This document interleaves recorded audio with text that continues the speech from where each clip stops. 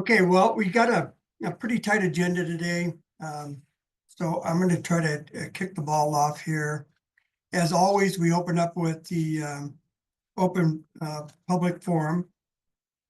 So I'll start that off. Greetings, everyone. Today's SRLJC meeting will begin with a public comment for 15 minutes. As a reminder, there is a 3-minute limit per individual. Speakers should address the matters within the powers of the SRLJC. Speakers should identify themselves and address the chair. Council members will not engage in the dialogue with the speakers. If you would like to comment and have not done so already, send a chat message to the admin assistant, and she will give you a speaker number and announce when your opportunity is to speak. And so we'll start that now. And give that a minute.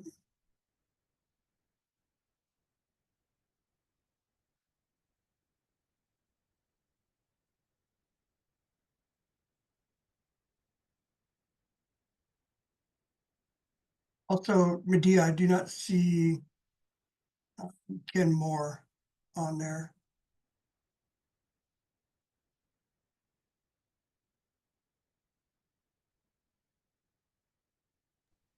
He's here. Okay. You can also promote him to a panelist as well.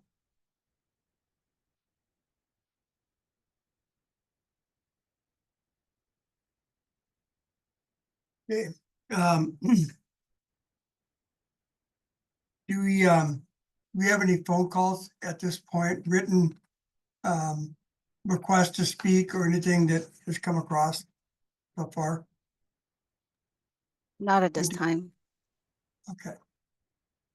Then I will wait another minute and I'll do the final call.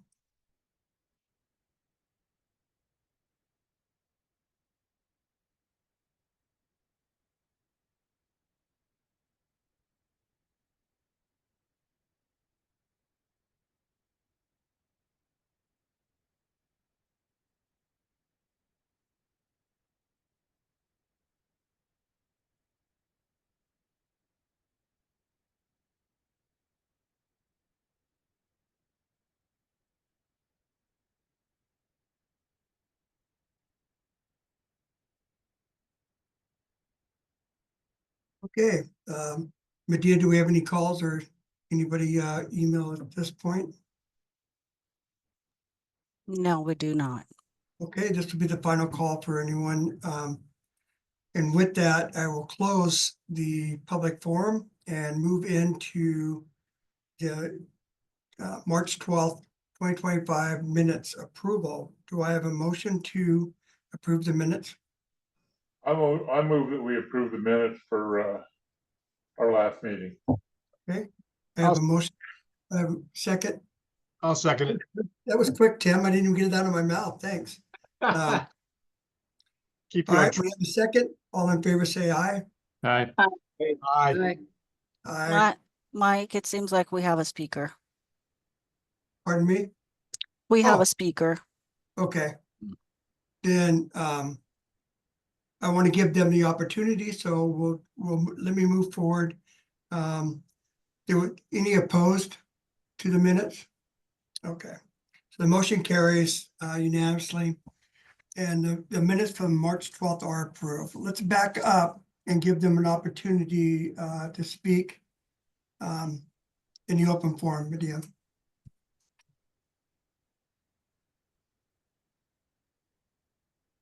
Okay, the speaker is Nisi Jones. Go ahead, Miss Jones. Hi, I was just interested in finding out about the racial equity position. I have applied for that position months ago, and I was noticing from the past meetings and this current status that position hasn't been filled yet, and I was wondering if it was still important to this council. I know that your application has gone to the board, but I'm not quite certain if all the board members have reviewed it yet. So if you will, I think we have your contact information, but if you don't, Medea, can you collect up her contact information. And I will check on it personally to see where the board is on it and then get back to you on that. Okay, I appreciate that. No problem at all.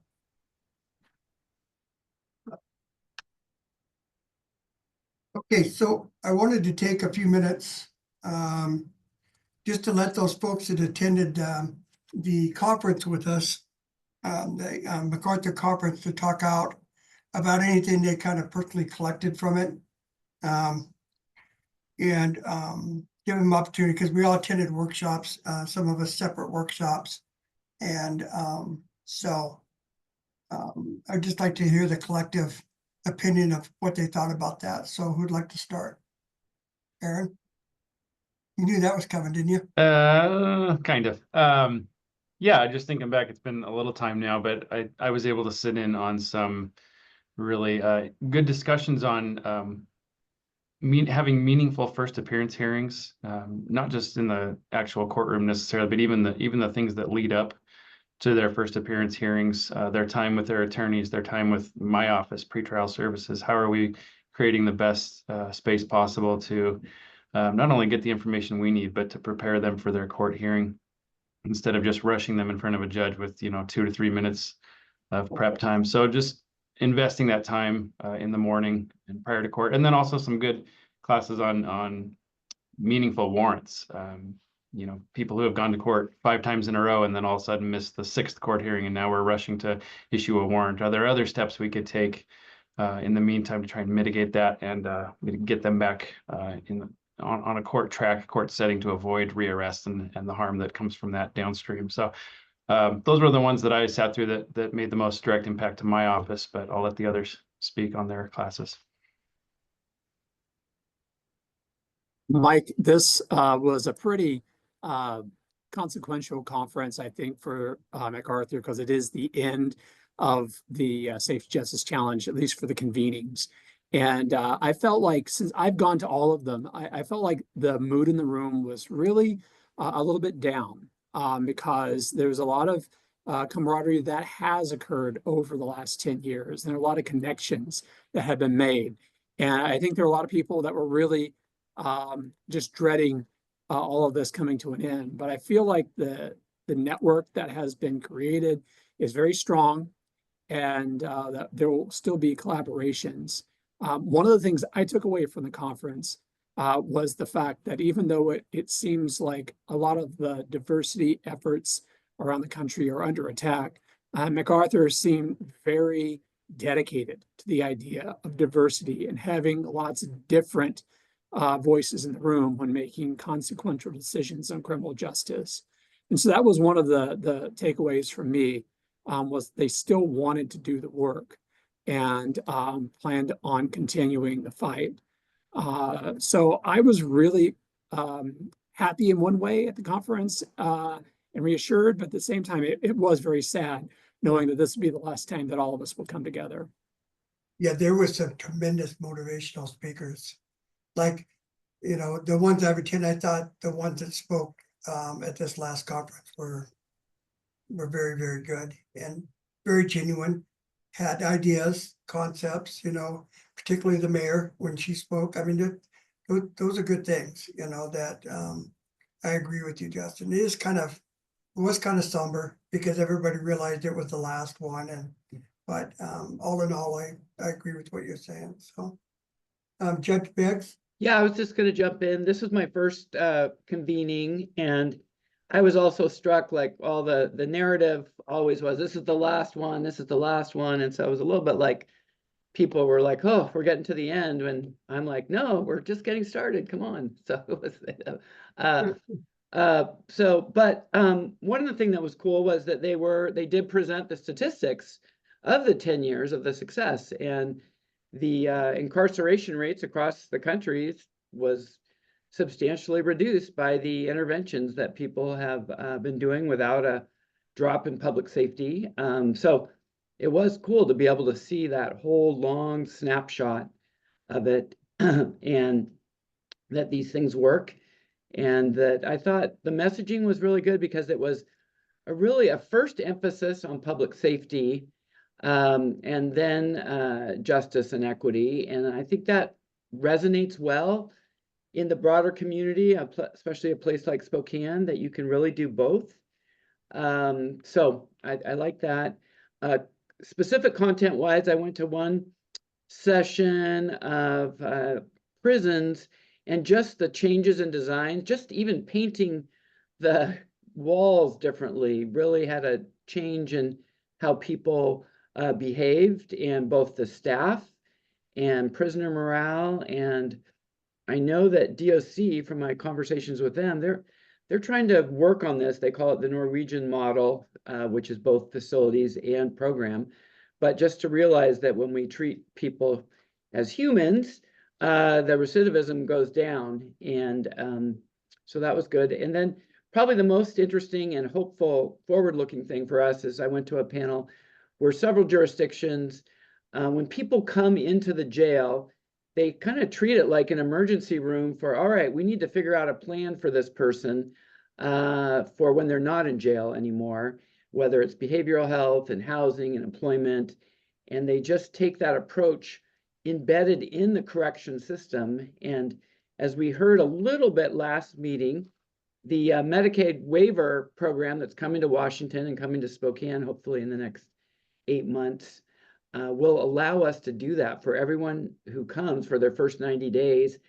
We can use Medicaid dollars from outside providers to do a reentry recovery plan for everyone that comes in, so that judges then have the ability to release them perhaps earlier pretrial with a great plan and monitoring. And then if not that, at least when they get out, they'll already have a case manager. They'll already have a plan that'll address their criminogenic needs.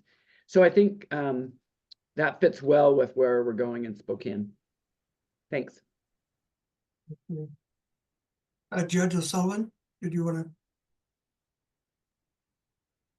Sure. So, I mean, I would reiterate kind of some of the sentiments that have already been said, but to follow up on Judge Beggs, at one of the social events, there was actually, and I can't recall, Justin, maybe you recall what her title was, the one that hung out with us from New Mexico, but she was tasked with exactly what Judge Beggs was indicating, really that initial contact with an individual as they are coming into jail. She knows, I mean, the individuals that unfortunately returned, but she knows everything about them. That case management starts from the beginning. So I was really interested to hear what they were doing. And I believe she was out at Albuquerque, New Mexico. I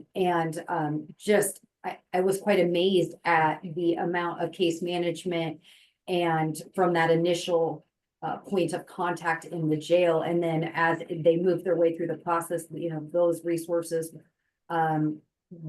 people were being directed in a way for accessing resources upon coming out. So kind of that warm handoff. I would also reiterate, you know, I think a lot of progress has been made as far as incarceration rates, but the sense that I got from there was really trying to motivate us that the work still needs to continue on. There is still room for improvement. One of the classes that I attended had, it was really interesting. They had mobile units with regards to checking in with supervision. I believe this was a Department of Corrections mobile unit, but just thinking how we could maybe apply that to here in the city. And then I also did attend the one about warrants and really being mindful when issuing warrants. At the municipal court level, we certainly do have our fair share of failures to appear. And really that's something that we've been trying to reduce down, whether that's through text message reminders, you know, going back to having those meaningful hearings, not setting as many so that we don't have as many FTAs, but really contemplating, you know, before issuing a failure to appear or failure to comply a warrant, you know, do we have other avenues to secure, get somebody back to court? So those were kind of the bits that I picked up on. Super, yeah. Anybody else want to chime in there? Okay, and then I also went down for the pre-con. I spoke on waiver 1115, you know, project in the state of Washington. Everybody be reassured, everybody's trying to figure this out. There's still a lot of moving pieces, there's a lot of questions, and it's just not the state of Washington. It's the only one that really had a pretty firm grip on it was the folks from California, because they've already been working on this for a little while. So it was good to meet with some of those, and I got some good contacts for we start working on implementing this, that they'll try to help with that part of the process. So I was encouraged, and much what everybody else is saying. I just think it was a great dialogue. There was a lot of, interaction that was going on, and I really enjoyed it. I thought it was a good conference. I really did. So. Okay, well, I'm going to move into this next one, and let me kind of set the stage for this. I don't think it's escaped everybody's brain or just everybody's minds that the jail is has been fighting to maintain capacity for those that are, that we have to have it for, and looking for opportunities to OR the ones that we don't. Working with municipal court and working with district court has been a big help on that part of it. But we still have capacity issues. And so we made a presentation to the Board of County Commissioners. And one of the things I promised them that I would do is meet with our internal stakeholders that contracting agencies that use our facility. And the other one was to meet with you all and talk about the capacity of the jail. And our intent is not to talk about building a new jail. That's not the intent of it. Our intent is to give the background on what is going on with the jail at this current stage. And then, getting some ideas. We've already, got some ideas from Judge Beggs. That's what we're looking for. We're looking for input, that I could bring back to the board and let them know, hey, this came out of the SRLJC. And we have a few that came out of our stakeholders that we'd also, going to present to them. So I don't know if you know Ken Moore or not. Ken Moore is not only a good friend of mine, but he's a project manager for the county and has been doing so for a long time. He predominantly works on justice projects under me to, work on, everything from the dashboards to, the implementation of a new phone system and video conferencing in the jail. He's been around for a long time. So I'm going to go ahead and let him get it kicked off. And then if you have questions during the process, please ask. Raise your hand and please ask, and we'll try to stop and answer those questions. So, Ken, I'm going to go ahead and turn it over to you to share your screen and get going. Yeah, thank you, Mike. Good afternoon, everybody. Let's see if we can get the screen share to work here. Oh, look at that. I don't even have to do it. Thanks, Medea. Everybody else is seeing what I'm seeing. So yeah, we're going to spend a little time today just talking about kind of current state of the detention services operation at the county, getting into capacity a little bit. If you want to go ahead and move forward to slide 2. There we go. You can see, and I'm sure you've seen this before, but we've got an ADP or average daily population chart going back to 2017. Obviously, the COVID pandemic in the middle there caused a pretty significant dip, and you can see us climbing back out of that. And that's kind of the basis for this discussion is that trend that we're seeing, and we'll get into more detail on that in the next few slides. So go ahead, Medea.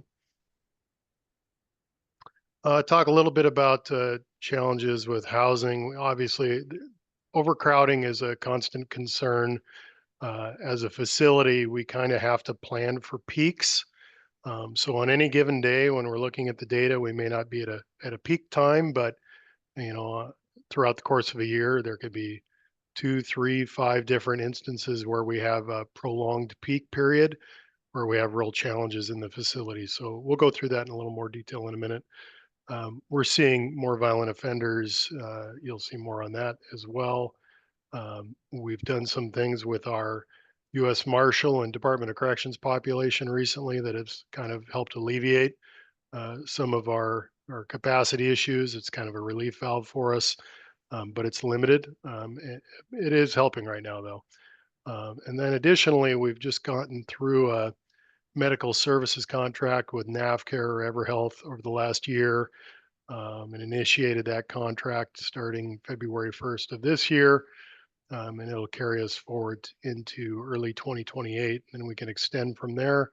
But we saw some significant increases with that to the tune of over 50% from last year. So challenges on that operating front. Next slide, Medea. Staffing continues to be a challenge in all facets of law enforcement, including corrections officers, medical staff, etc., admin staff. I think on the corrections officers front, we're in the low 20s in terms of missing headcount right now that we're trying to fill.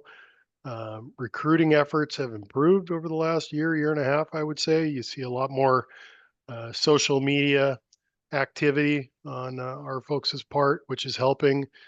More job fairs, and we're seeing the results of that. So 20 is a lot, but we've been worse, but we hope to improve that even more. Overtime certainly is a challenge for us. You know, if we don't have those vacancies, we're a lot more efficient. We can save a lot of money not burning that up in overtime. And certainly we've got concerns with staff burnout as well with all the overtime, kind of overusing those folks. So something we're dealing with now. Union contracts currently up in the air right now with the 492 corrections officers pending arbitration. We don't know where that's going to land, but thankfully the sergeants and lieutenants union did go through here recently. So we've got that locked in. Next slide. We want to dive into the jail dashboard. And Medea, you're welcome to click on the link there. We'll come back to this deck in a minute.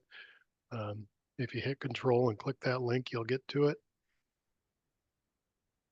And actually, it might be better if I take control at this point, Medea, because I'm going to want to hover over some things in the dashboard if you don't mind. Send request. See if we can get this going here. Okay, and we're going to go to this.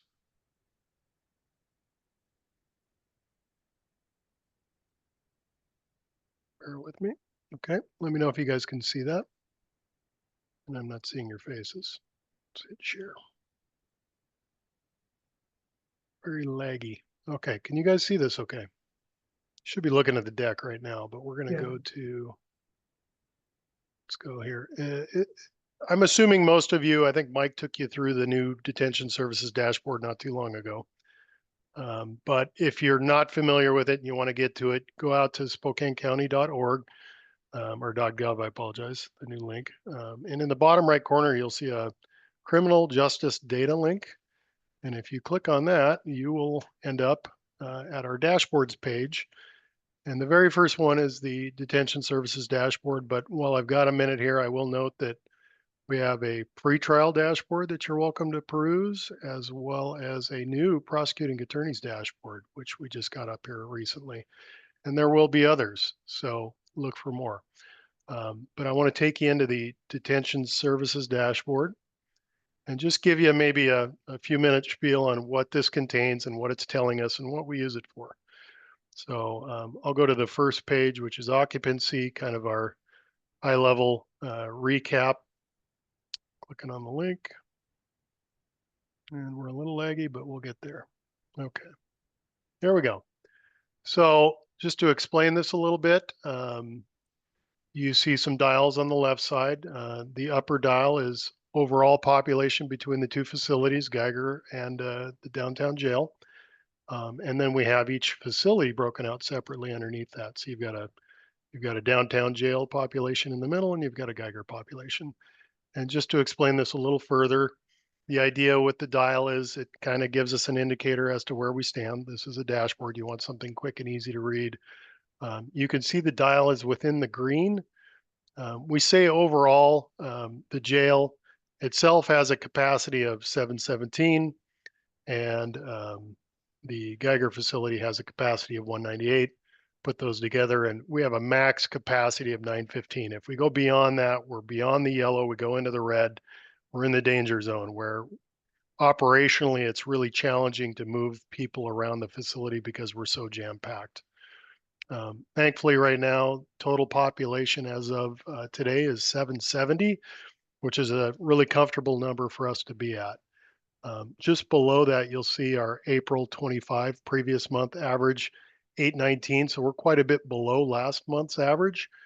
And then last year's May average in 24 was 858. So we're in a good place right now, but it changes rapidly, especially if you monitor these reports on a Monday after a large population of inmates have come through on the weekend and we've held them. These numbers are quite a bit higher. As the week goes on, we try to vacate people out of the facility as quickly as we can to make room for the next weekend's inflow of individuals. But again, we're at a pretty comfortable state right now. I will say, if you were to have looked at this, I believe in the January or February timeframe, and even back into like April, May of last year, we saw those peaks where we were bumping into that 915. I think we even got in close to 930. Really challenging for us. It causes a lot of what you've heard called red light status, right? Sometimes red light status is because we're full. Sometimes red light status is because we've got challenges with booking staff, maybe having to deal with an event on another floor and having to vacate that booking area, causing us to shut the doors and say, you're going to have to wait law enforcement in the driveway until we can get back down here and operate the booking center. But in the last 30 days, we've had 25 instances of red light status, meaning the doors are shut, and that amounted to about 57 hours, so pretty significant. Up above that, we talk about the house loans. If you're not familiar, when an individual comes in and they have special medical needs, they need to be put in a cell by themselves, gang affiliations, keep separates, reasons to not allow the individual to be with others in a cell, that causes challenges for us because a cell that typically could hold 2, maybe 3 individuals has to be used up by 1 individual. So as of today, we're at 118 single cells, and that's unfortunate. And then above that, you'll see today's average in custody length of stay. For those individuals in the facility right now, the average length of stay is 113 days. Not to be confused with the average release length of stay. So for those individuals released, we see it averaging about 20 days. So you got to take into account the book and release individuals that are kind of in and out that skew that number. So that's the first page of the slide. And it's kind of a high level recap. There's several kind of neat things you can do with this dashboard that I want to point out on the next slide. This is a little bit more about our population specifically, who we're dealing with. On the upper left corner here, you see our FAs, FBs, FCs, so felony A, B, C. You can hover over those and you will get a pop-up that tells you, as of today, we have 268 felony Bs as their highest charge. They may have additional charges, but in terms of highest charge, they rise to a felony B, 268. Gross misdemeanors, we have about 133 in there today. And again, just to kind of point out the cool factor here with Power BI, you guys can click on a lot of these graphs and they're interactive. So now that I've clicked on this 133 gross misdemeanor population, I can go down below and I can see if I hover over the city of Spokane, for instance, 91 of those gross misdemeanors belong to the city of Spokane in terms of billing agency. If I hover over Spokane County, 17 of those belong to Spokane County. And there's several other agencies here. You can't read them all because they get small. But if you hover over them, you can see we've got DOC, we've got USM, City of Spokane Valley, etc. But again, these are different breakdowns by billing agency, by arresting agency, and by the court involved. And to undo that refinement on the data, you just click back on that cell and you're back to it. One other thing to point out here is we are going to talk a little bit about hold population. We've got about 70 holds right now, mostly U.S. Marshal and U.S. Marshal and help me out here, guys. Why am I missing? DOC. DOC. Yep. Thank you. Appreciate it. That previously was hovering around 120, 130. When we reached our peaks last spring, that April-May timeframe, Chief Hooper, Director Sparber made the decision to contact those agencies and ask them to throttle back those individuals, get them out of the facility more quickly so that, again, as a relief valve to overcapacity, we've been utilizing that. So today, and we've seen it pretty consistently, they hover in that 60 to 80 range. Today they're at 70. So that's been helping us a lot. Yeah, I would just comment too, you see the population by violent crime. That's by the state's definition of a Correct. violent crime. That's what we utilize for that. And then you could see the warrant by type up there. That's, you know, I know that district court was interested in that. I'm sure that the rest of you are too, of what types of warrants we're holding in the jail, and that kind of gives you a good breakdown on those. So. Yep. I'll bump to the next screen. I won't go into a lot of detail here, but we've got some basic demographics. You guys have seen these before.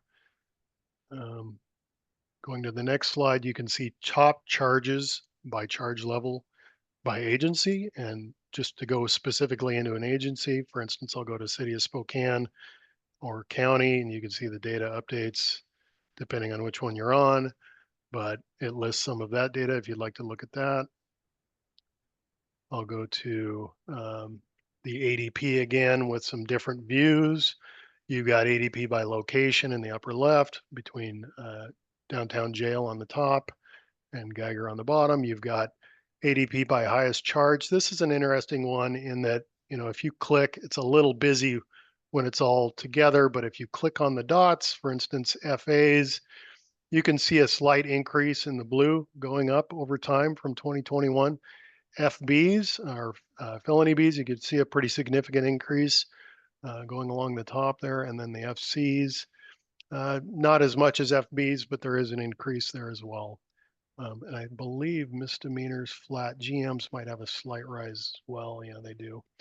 And then you can see our hold dip, or last spring, we requested that they reduce that population. So you can kind of see those numbers trending a little lower. Nothing else here I think I want to call out. Let me go to next slide.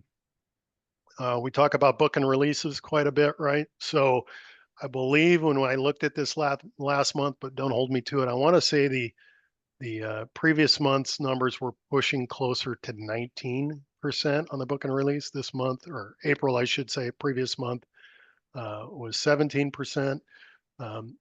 Historically, over 2024, we were at 15.5. So it gives you kind of a sense for where we're at right now with our levels. And then I think the last slide I want to take a peek at, we have a different version of this that I want to show you as part of the deck. So I'll hold off on going into this, but it's very similar to what I'm about to show you. So questions or comments on the detention services dashboard before I jump back? It's pretty thorough. If you take the time to look through it, it answers a lot of questions. It is helping to fulfill a part of the blueprint of reform, which is outward transparency through dashboards. And that's what we want to do. We want to make it visible to the public and visible to, you know, stakeholders and agencies that are involved, that want to get involved and look at the numbers and so forth. What I would say too is that that 113 days, that's really telling, because that's closely monitored. They're closely affected by court performance and how quickly those cases are running through. COVID did us no favor. It backed up a lot of cases and a lot of things, and it really increased our length of stays. The 20 number, we used to see in that 20 number 17 days for average length of stay, and even as low as 16. And since last year, we've been hovering around 19 to 21 pretty much all year. So you got to keep a close eye on that, because that's really what ties up the beds. There's not as quick of a turnover in the jail, so it backs the beds back up. So, yeah. Hey, Mike or Ken, when my sense anecdotally is that there are, I don't know how many people, but there's a group of people with very serious felonies that have been in jail a long time. And I'm just wondering, when you're looking at the raw data, is there kind of a cutoff of like these, these 25 people are really accounting for the vast majority of these days for current inmates? I don't know what that group is, and it's not going to show up necessarily on this chart, but I'm just wondering if anyone has a sense of, Is there a cohort of 20? Is it 50? Is it 100 that have been there over a year? What? Yeah, and we, Judge Begg, we send out a report to the courts, and it shows the cases by their length of stay. And so early on, and it's probably time to do it again, review with the different courts about those long-term ones that have been in for a long time, and where are we on the case? And obviously some of the felony A's are really complicated cases, and they go for quite a while, we know that, but it's one of those things that we kind of leave up to the courts. We're happy to produce a report, but we want to stop shy of recommending them to remove them from the jail. Do you understand what I'm saying? So we kind of leave it up to the courts for their decision on how they want it. And Aaron, Linda, I see that you're on. They're still receiving those reports? Mike, I was just looking for that report to see if I could figure out who's receiving those. It'll take me a minute to find them here, but I believe we have a report that's sent out periodically that identifies inmates in our custody on Superior Court charges that have been here longer than X days. I don't remember exactly the length of time we were looking at. And I want to be clear, I'm not thinking that we should release those people out, but what I would be curious about, and I'm not saying it should necessarily be on the outward facing, because you can get so nuanced on it, but it'd be nice if there was like, all right, let's just say there's a cohort of the 20 who've been there the longest, like at least for a report, excluding them and then seeing what the average length of stay for current inmates and comparing that as opposed to the small group skewing it for the reasons are understandable, and they're often competency related as well, but I'm just throwing that out there, again, trying to get our handle on it. This is so great. I mean, I love this dashboard, but there's this sense of on the book and release people who lower the average stay disproportionately, and that's why you have the average length of stay of people who are actually there to show that. So this would be sort of another fine tuning on the upper end of it, and maybe that average length of stay, if you exclude the book and release and you exclude the long time tenants, we watch that, so we're seeing what we're doing with the bulk of the population. So, That's good. Judge Bakes, we do a reporting to MacArthur every month about our length of stay. We could certainly add something like that to this dashboard. We have to dig into that a little bit, but I think it's something that we could do. But we do report based on race and ethnicity, the average length of stay. And because, especially with the based on race and ethnicity, they have a smaller population. That one individual that's here for 300 or 400 or 500 days really drives up that average length of stay. And so what we've been doing is calling out when there's one or two people that have that long length of stay to see what that brings the average down to, whether it's in line with that. So we're doing something reporting wise on a regular basis on that, but it's not on display on the dashboard. I have one question. This is Terry Cooper. Sorry, I'm on my phone, and so I couldn't raise my hand. And I also, it's not very big on my screen, so forgive me if it shows this. But I used to track when I was in the court system the difference between book and release, the catch and release folks, the pretrial holds versus those who are sentenced. And so that really, because if I wanted to see how long are we holding people on pretrial, that was really helpful.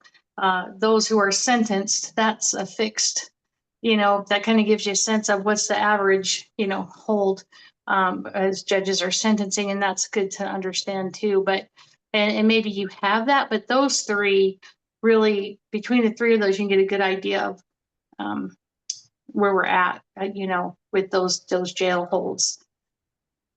Yeah, that's a good call out. I like that. That is, yeah, and then we do have a report that reflects that we do on a daily basis. But again, it's not on this dashboard, so definitely something we could consider.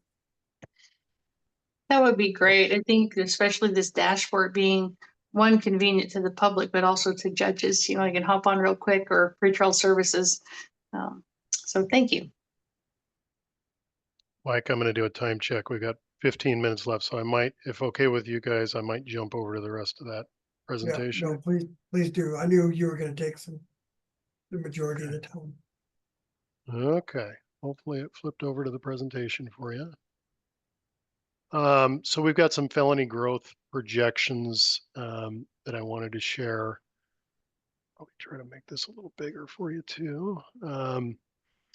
This is something we monitor internally. I mean, again, you know, after the Measure One campaign in 2023 failed, you know, Mike and I and Don Hooper and others, the board, were really concerned about what are we going to do next? Are we going to monitor this? How long do we have before we kind of reach a tipping point capacity wise? So this is something we've been kind of keeping an eye on, and we update every month. Essentially what you're looking at here is the gray line represents the jail max capacity of 717, sorry. The orange line would be our felony and district court GMs only. And you can see we're bumping up with just those two groups. We're bumping up and over pretty consistently now, that 717 line of the jail. Obviously the Geiger is still in play, so we're okay.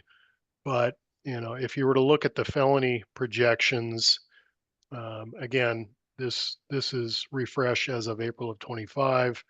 We're doing fine right now. We've got plenty of room, but we could, you know, in theory, become a felony only facility at the jail by March of 2028. Now, I'll tell you that because of the kind of ebb and flow of the inmate counts, you know, we're at a little bit of a lull right now in the last month and a half, and it causes that projection to drop down.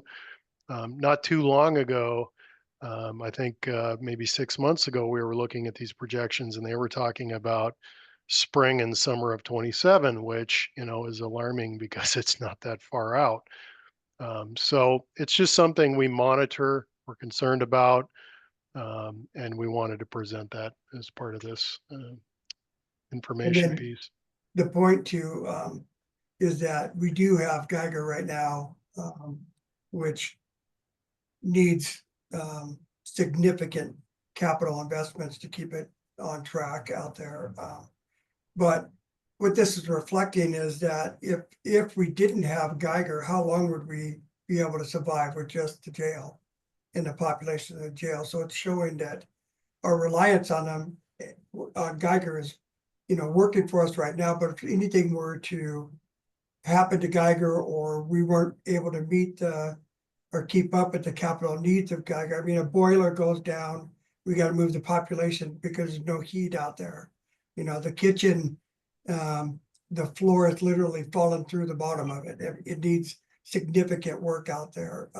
So a lot of challenges to keep that facility operating. And so the realistic side of it is, well, what if we didn't have that? What would it look like as far as being able to put all of our capacity downtown in the jail?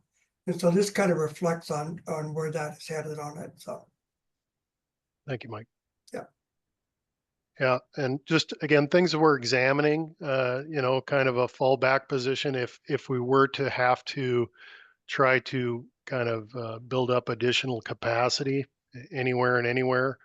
In this case, we've looked at and are still looking at and trying to refine, you know, potentially adding new bunks in locations of the jail. It requires that we examine, you know, requirements for sinks and toilets and showers, and potentially having to modify the facility to allow for more bodies throughout the jail. We're looking at, you know, potentially moving different operational units like the transport unit to other space so we can utilize their old space for additional inmates. We're even examining old jail cells in the public safety building, as well as additional space there that we may be able to retrofit to make room. I mean, there's no silver bullet here. It's all relatively expensive to do. And as of right now, it's preliminary, but it doesn't look like it buys us a ton of space headcount wise. And then as Mike had pointed out, the potential for Geiger closure, because we've got, we did an examination years ago about what we called an environmental system retrofit, which would include the plumbing, the electrical, the HVAC, the roofs, the windows, trying to get that place back up to some kind of a level where it could continue to exist for another 10 or 15 years. And at that time, again, this was several years ago, that was a $40 or $45 million ask to get that done. We've examined if you guys will recall, the tent structures, the sprung structures they're called, highly engineered tent structure being used throughout the country in a jail capacity, also used in heavy industry and, some terrible climates. So they're pretty rugged, but those were to the tune of, $50 million as well. So very expensive for us to kind of figure out what we might do to either, repair or replace that Geiger complex to build out capacity, or just try to do what we can to squeeze who we can into the existing facilities at the downtown jail or the public safety building. So, that's kind of the point of the conversation today, again, is to just kind of kick off the solutioning, right? What ideas might you folks have that we haven't considered that might, again, help us to not reach that level where, we get overrun capacity wise and we don't have a lot of good options at that point. We're turning people away. So Mike, anything additional? No, I was just gonna say too, like even in the evaluation of doubling up the cells, there might have to be an addition of another means of egress or ingress to the building because the increase of capacity to the size of the building, which is something that we're evaluating right now. And then applying, the fact that 118 of our individuals are housed alone. The population, as you guys all well know, is sicker, and a lot of them are requiring more, access to our MAP program, and just to come down from some of the drugs that they're taking and so forth. But and those kind of tend to house, those tend to take a bed by themselves until they get over their hurdle on those. But when you look at the capacity, it's really operational capacity. How can we operate, at 717 is where we kind of landed. Understanding that we're not going to be able to use every bed in the jail because that's just not possible, and so forth. So anyway, and the Geiger closure thing is a reality just because of the cost to maintain that building, the cost of duplication of services, which is, goes back to the staffing side that we were talking about, and being short 20 officers. There's just so many interconnectivity to all these points that it's hard really to land on one of them. So we welcome, and I know Judge Beggs and Ken and I are going to meet and talk over some of the things that he's got and recommendations for that was generated out of the JFA task force, and I'm sure Justin remembers those meetings too, or any of those still doable. I know that the last time I reviewed them, Maggie left me a copy of it. I know we're making pretty good strides on the mental health side of it, with the stabilization center and now the crisis relief and sobering center.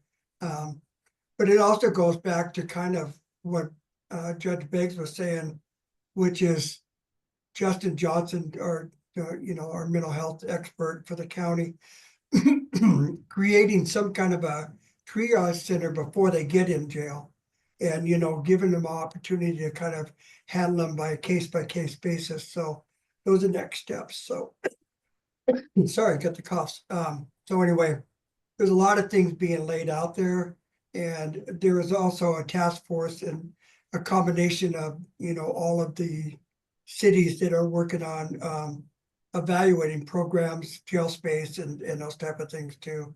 So hopefully they're going to be spinning up some conversations that we can all evaluate as well. But part of the task of the SRLJC involves the jail population. And so that I wanted just to make clear that, you know, you guys will be involved with the conversations and help guide along those, you know, those you know, areas where ideas are generated and so forth. So how about any questions? I have both Erin Lind is on here and also Diane is on here, who is our statistician. She'd be happy to answer any of the questions too. At least I thought I saw her on here. And I know Erin's on here, so any questions from anyone? This is Mayor Hooper, and I have one, just a comment, I think, and you probably already looked at this, but I love the idea of the triage part. That's really great. And trying to triage for those that need to be housed alone, and how do we get those out of the jail and into maybe a different facility. When I toured Eastern State Hospital last, they had an entire floor that was it was completely remodeled, and it was for people who had to be one-on-one monitoring and in mental health also, you know, because of the LRA kind of thing, but they don't have the staff, and they had an entire floor that is there. I don't know, that was about a year ago. But most of those folks, I'm assuming, are mental health and, you know, coming off of drugs and maybe need to be in that clinical environment. But anyway, just a thought. I don't know if you had looked at any kind of partnership there with the state hospital and the facility there. Not that they could be released from there, but they could be held. So And, just a thought. That's a great, no, it's a great thought, because I, about 2 years ago, I was evaluating that because we actually have a mental health floor in the jail. And I was looking for a way that we could use that capacity for the regular population and move the mental health folks out to Eastern and then monitor them out there if they were agreeable to it. And then COVID hit and we lost all of our staff. So having 20 down, we have to have corrections officer monitor them while they're out there. So it would be a change in dynamics, but it's a kind of out of box thinking that we're looking for, you know, those opportunities to do these things. I'd be happy to help facilitate a conversation if that would be helpful. Honestly, I just don't know that we have the staff right now, but yes, I mean, if we could, any plan that we develop that could be acted upon later is great. That's what I was, if you know what's needed, and then work toward that end if it's even viable. But okay, thank you. And I think all of us know, to your point, you know, coming down from drugs in a jail is just not, it's horrible. It's the wrong place for these folks to be in. Our motto has got to be more therapeutic moving into the future. I mean, it just has to be. And so that front end triage center, I think, becomes really, really paramount. And, you know, is there some potential exit ramps that would come out of that to treatment, you know, and working with folks out in the community to help them with some of these part in those diversion programs. All the good ideas. I agree. Thank you.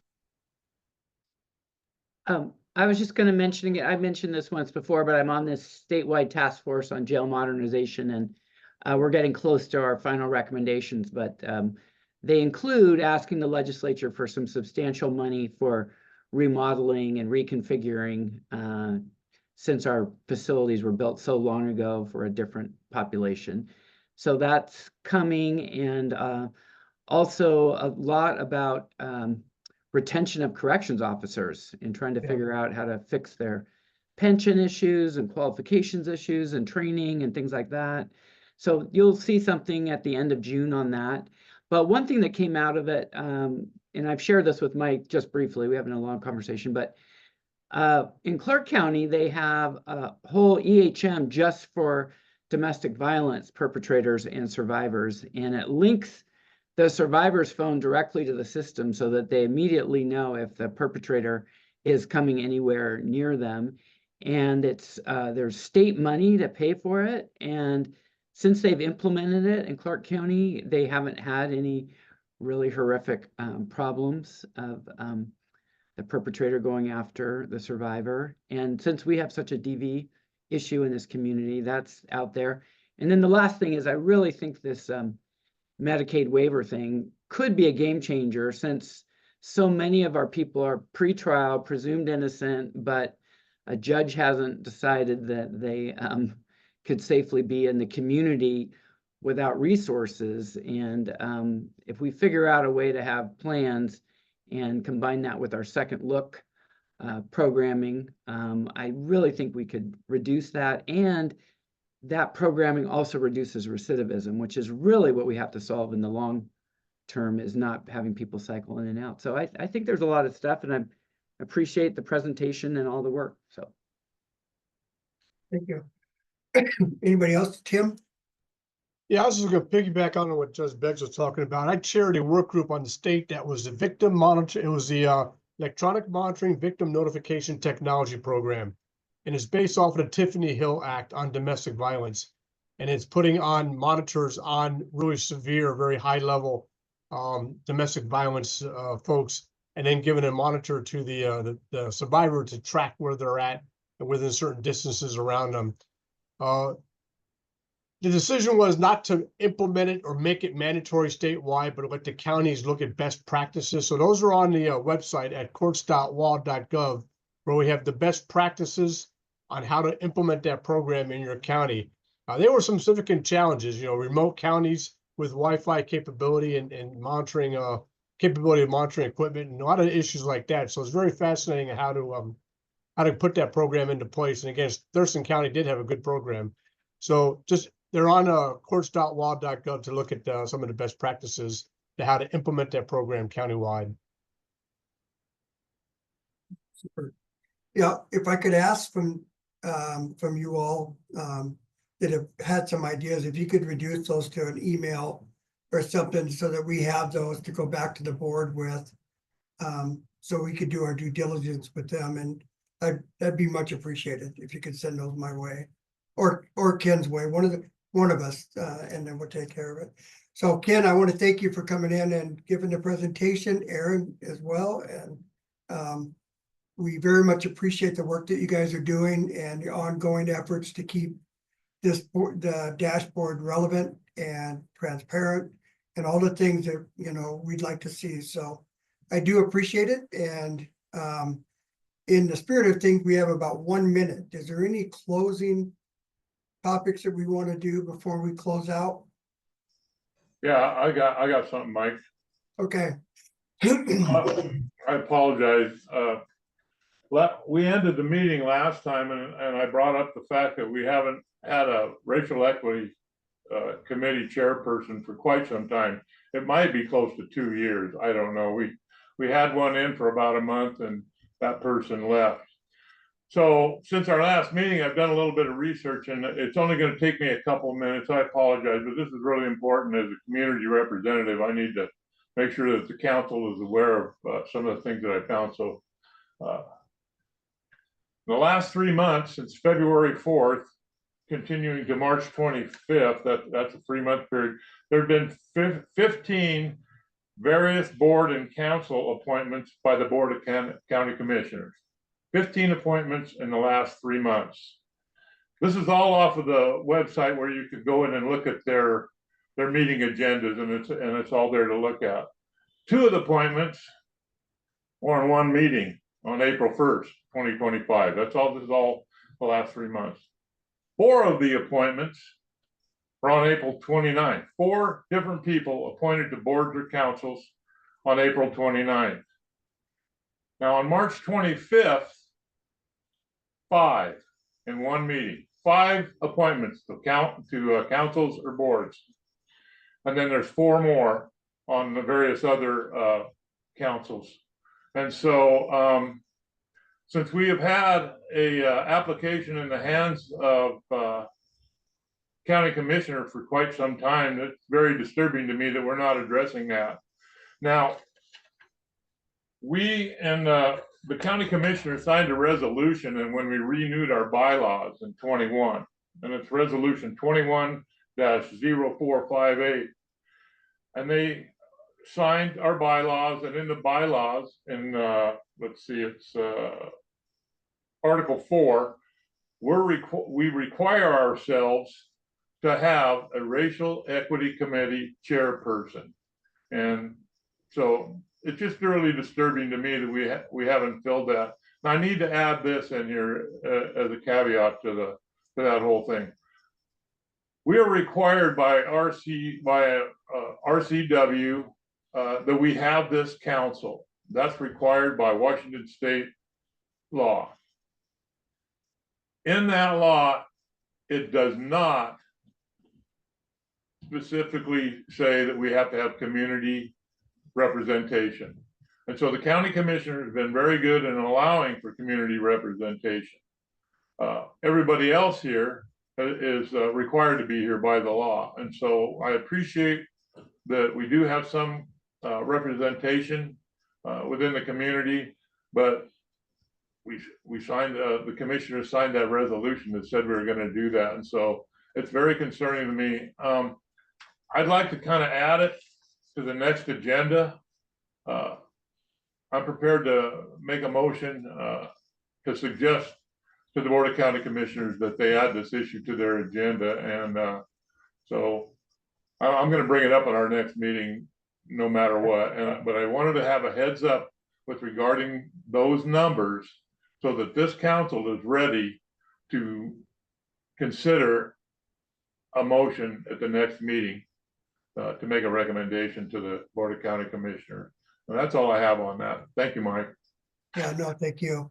Yeah, and I think we closed out the last meeting with contemplating a letter to the board. And I still think that's probably a good option for us to do, but I'll leave it to the council here to guide that part. Okay, anything else? Oh. All right. Well, thank you guys so very much for taking time out today to be here. And I think it was a good meeting. I look forward to seeing you guys the next meeting. Okay, have a good day.